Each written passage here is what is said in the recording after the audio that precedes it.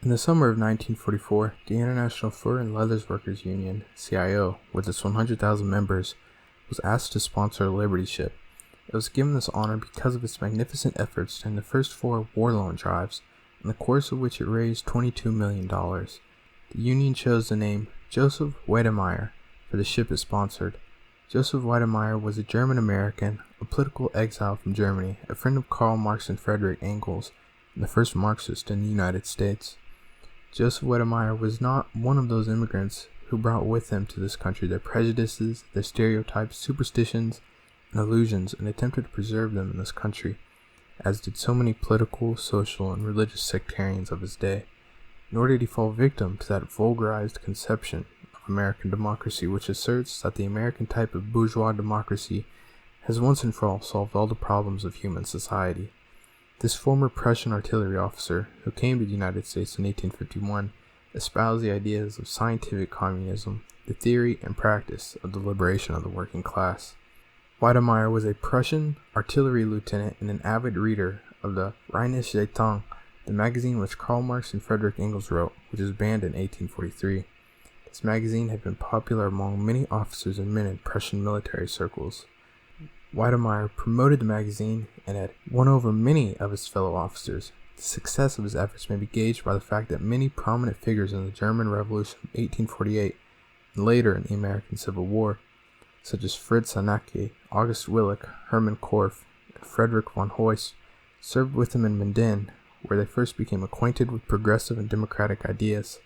The officers at Minden began a study circle, and Weydemeyer became so imbued with socialist ideas that he decided to devote himself to writing and journalism. After almost 6 years as a professional officer, he left the army on the ground that his position as a Prussian officer no longer jibed with his views. After his Prussian military service, he began his career as a journalist, immediately succumbed by utopian socialist ideals. However, after reading many works of both Marx and Engels, such as Engels' The Condition of the Working Class in England, and being one of the first to really recognize its significance, he began to apply materialist analysis to his home country of Prussia. Weydemeyer's first article on economics dealt with a problem which was then in the center of attention: free trade or protection.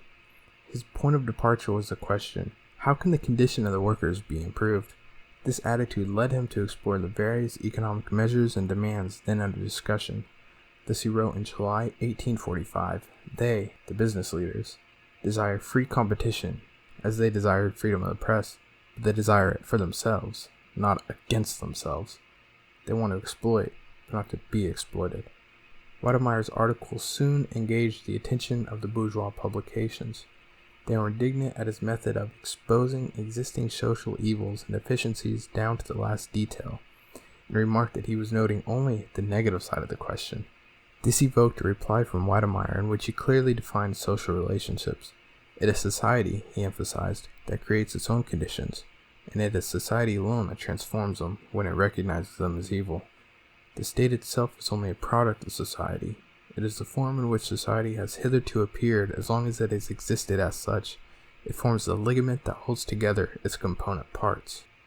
During the mid-1840s, Engels and Marx labored away at their study of the German ideology, which put forth the scientific basis of the materialist conception of history, the full text of which was only published after the Russian Revolution. This work became known in German crucially to the efforts of Weydemeyer. Marx sent him the manuscript so he could begin negotiations for publication. In fact, he even attempted to build a publishing house in order to publish the German ideology with the help of 2 wealthy communists, but they pulled out of investing at the last minute. Marx was getting impatient, and eventually excerpts of the manuscript were published in the newspaper that Weydemeyer worked for. Joseph Weydemeyer first visited Marx in Paris in 1844, and then held a second meeting with Engels and Marx in Brussels at the end of 1846, or the beginning of 1847, it's not entirely known. He held a close relationship with Karl Marx, exchanging many letters, their respective wives holding a friendship as well. He joined the Communist League as an organizer and representative and started a branch in Cologne. In the 1848 revolution in Germany, Weydemeyer was the Hamm delegate to the first conference of the German Democratic Societies, where they put forth that a new constitution be formed. However, the 48 revolution was a failed attempt, after which Marx asked Weydemeyer to find a publisher for his writings of Wage, Labor, and Capital. No one in Germany would touch it. The magazine Weydemeyer edited was banned in 1850 by the Prussian government, which was eventually trying to hunt him and other dissident voices down to be arrested and jailed. Because of this, he went into hiding in a quiet hostel near Frankfurt, where he continued corresponding with Marx and keeping up with current events. While the crackdown on members of the Communist League and organizers continued, he left for Switzerland, where he found it difficult to obtain a job. After some discussion with Marx and Engels, he decided to leave for America in September 1851. Marx helped him land a job in New York as an editor and journalist. Upon his arrival in New York on the 7th of November 1851, Weydemeyer wrote to Marx, "I did not go to America of my own volition, but I must confess that so far I have seen nothing which can awaken within me the slightest affection for America. I don't think there is another place where one encounters the shopkeeper's mentality and more revolting nakedness. Any other aim in life besides making money is considered an absurdity here, and you can see it on every face, on every brick. Among the great mass of Germans living here, one finds the most wretched specimens imaginable." In the spring of 1852, he published 2 volumes of a paper called Die Revolution, which contained the first publication of Marx's 18th Brumaire, but he could not sustain the publication due to a lack of funds. During the bulk of this year, Engels and Marx could not get published by any European newspapers or magazines. Throughout this period, they pretty much published only in American papers, and Joseph Weydemeyer was their link.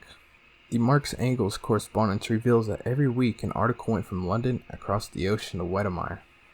The following comments recur in practically every one of their letters written in early 1852. "I'm getting something ready for Weydemeyer. Today I'm finishing an article for Weydemeyer. Today I sent something to Weydemeyer." On February 18, Marx wrote to Engels, "From the enclosed letter from Weydemeyer, you can see how necessary it is to keep on sending these articles."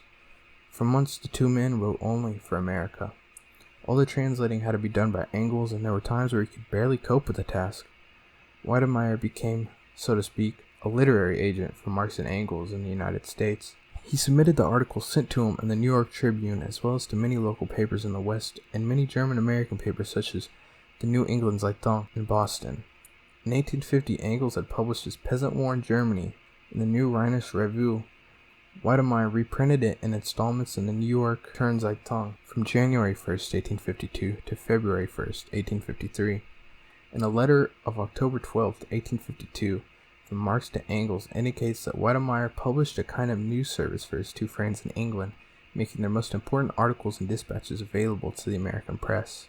After his arrival in America, Weydemeyer felt unheavily satisfied with the German diaspora and its labor movement, which led him to spend the next year heavily critiquing the empty revolutionary rhetoric of the left-leaning Germans in many journals.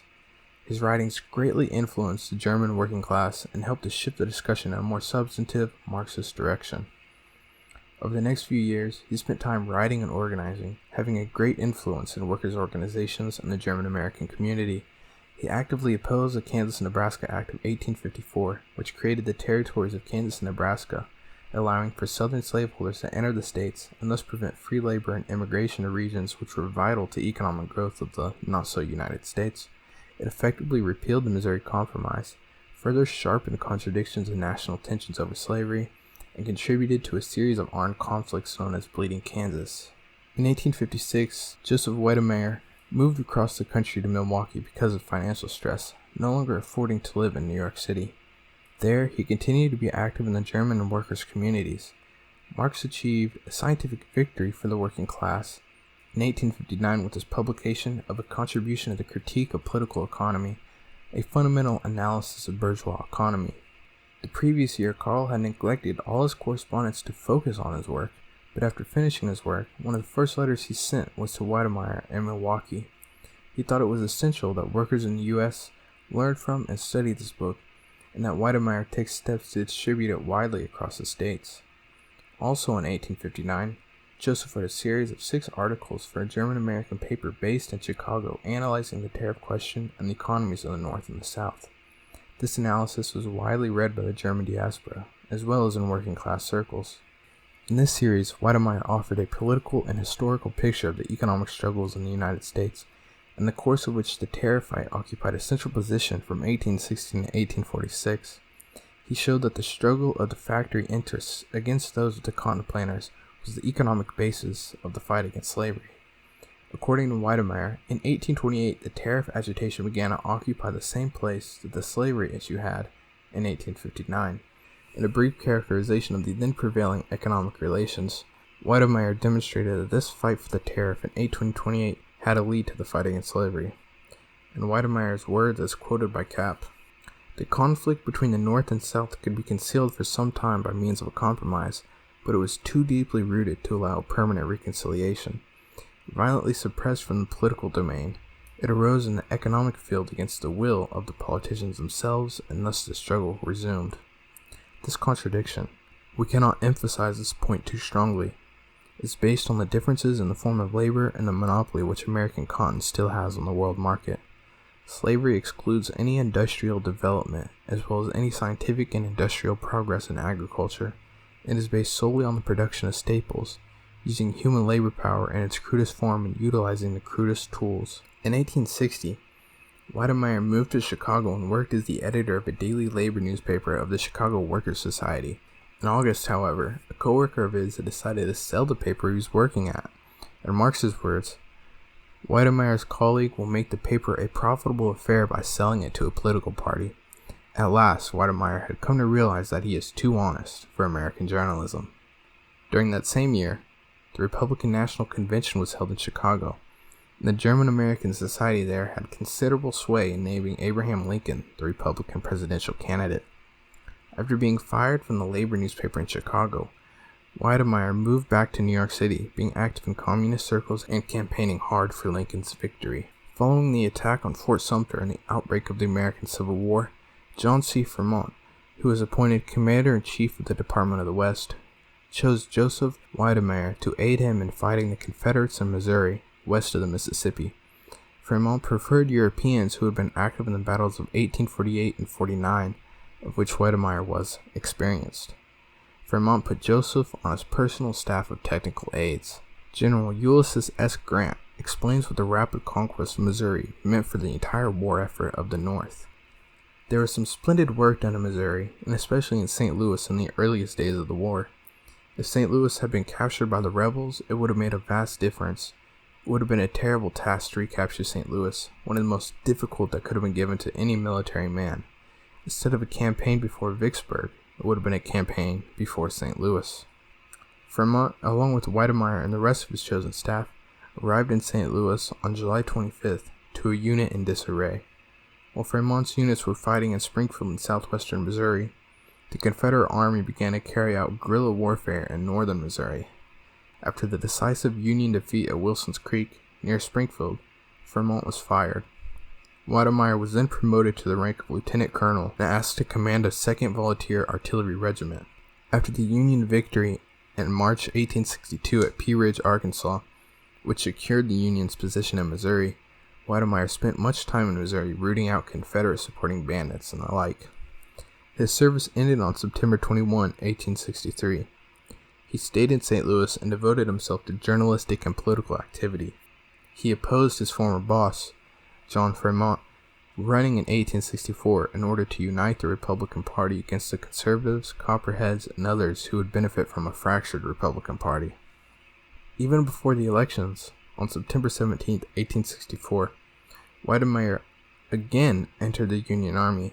As a result of the confused political situation in Missouri in the summer of 1864, not only had Confederate guerrilla activity increased to a threatening extent, but the state was menaced by a new rebel invasion.